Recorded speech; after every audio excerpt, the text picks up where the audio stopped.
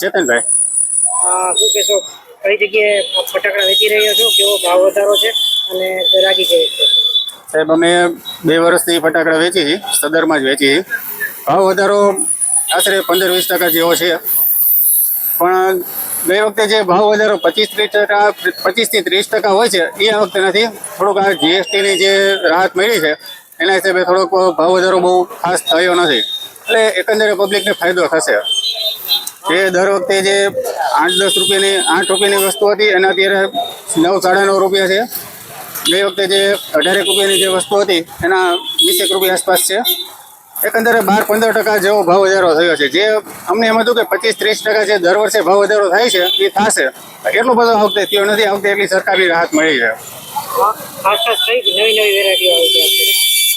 નવી વેરાયટીમાં એક આ મોર છે, એક સિંગલ શોટ છે, એક આ છોટા ભીમ વાળું બાળકોનું છે. 4-5 આઈટમ બહુ સારી એવી છે જેનું ચલણ અત્યારથી ચાલુ થઈ ગયું છે. કેવી તમને ભીડ જોવા મળે છે રાત્રિ દરમિયાન?